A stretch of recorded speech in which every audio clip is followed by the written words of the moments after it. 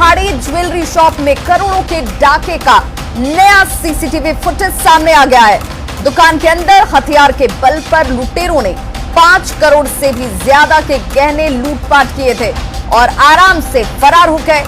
CCTV footage में हम आपको वो तस्वीरें दिखाने जा रहे हैं जिसे देखकर आप चौंक जाएंगे। तस्वीरें आपके सामने है, सीसी फुटेज आप सामने आता हुआ और साफ तौर पर देखा जा सकता है कि कैसे लुटेरे बड़े बैग में आभूषण लूट रहे हैं। एक के बाद एक शख्स इस दुकान में प्रवेश करता है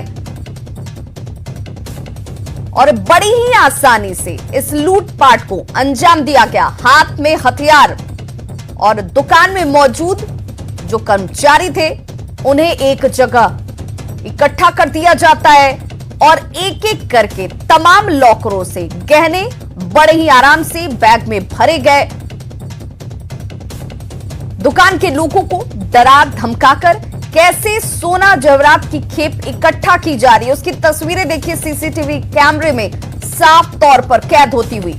लूटपाट की घटना से अनजान एक ग्राहक भी दुकान के अंदर इसी वक्त पहुंचता है। पहले ये तस्वीरें देखिए कैसे एक एक करके लॉकर से ज्वेलरी बॉक्स जो है वो निकाले जाते हैं। पूरी तैयारी के साथ ये लुटेरे पहुंचे हुए थे। बड़े बड़े बैग्स में इन गहनों को भरा जाता है और बड़ी ही तसल्ली से बड़े आराम से, कोई आपाधापी भी आपको नजर नहीं आ रही होगी।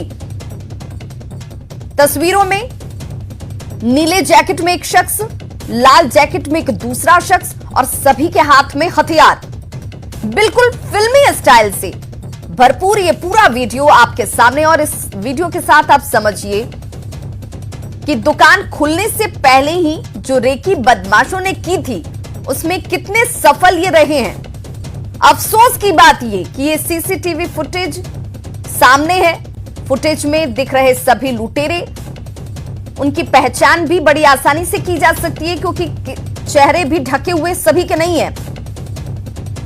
लेकिन अभी भी ये तमाम लोग गिरफ्त से बाहर हैं। लूटे गए सोने में जो कि जिसकी कीमत जो है वो तकरीबन 5 करोड़ से ज्यादा की है, उसमें 1 ग्राम सोना भी पुलिस अब तक बरामद नहीं कर पाई है। वैसे शक के बिना पर कुछ लोगों को जरूर गिरफ्तार किया गया है, लेकिन असली लुटेरे अब भी फरार हैं। तो वहीं लूटकांड के बाद से शहर के तमाम जो कारोबारी हैं वो दहशत में हैं और पुलिस प्रशासन से मदद की गुहार लगाई जा रही है। चैंबर से जुड़े लोग हैरान हैं कि इतनी बड़ी लूटकांड के हफ्ते भर बाद भी पुलिस के हाथ कुछ भी नहीं लगा। और ये सीसीटीवी फुटेज आपके सामने। बड़ा दुर्भाग्य है इतनी बड़ी डकैती। मैं चैम्बर ऑफ कॉमर्स से 51 वर्षों से जुड़ा हुआ हूँ। हमने आज तक नहीं देखी दरभंगा में। हम लोग के वरीय पुलिस अधीक्षक से हम लोग का चैम्बर का प्रतिनिधिमंडल मिला, उन्होंने एकदम आश्वासन दिया है कि क्रिमिनल भी पकड़े जाएंगे और सामान भी मिल बरामद होगा। तो बहुत आशान्वित है वो।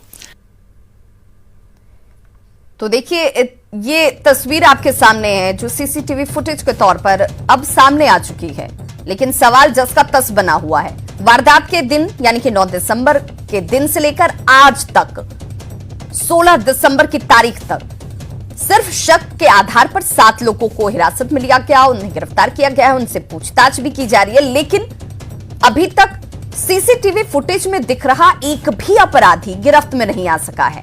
इन लोगों ने जहां पर शरण दी हुई थी, जहां से इन लोगों ने इस ज्वेलरी शॉप की रेकी की, पूरा प्लान तैयार किया गया, उस जगह तक पुलिस जो है वो जरूर पहुंची। और दरभंगा लूटकांड में पुलिस की कार्रवाई पर भी नजर डालिए, लेकिन न्यूज 18 के सवाल भी हैं कि हफ्ते भर बाद भी आखिर पुलिस के हाथ खाली क्यों है? पुलिस अब तक लूट का सोना बरामद क्यों नहीं कर पाई है? सीसीटीवी में दिख रहे अपराधी पकड़ में क्यों नहीं आ पाए हैं? पुलिस सिर्फ दिखावे के लिए क्या कार्रवाई कर रही है? पुलिस अब तक लूटे हुए सोने को बरामद क्यों नहीं कर पाई? वैशाली और मधुबनी में भी आपको बताते चले इसे लेकर छापेमारी की गई, लेकिन 1 ग्राम सोना भी बरामद नहीं हो पाया है।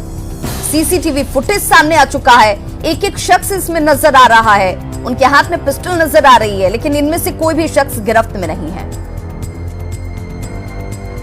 और इसीलिए ये सवाल इस वक्त बना हुआ है।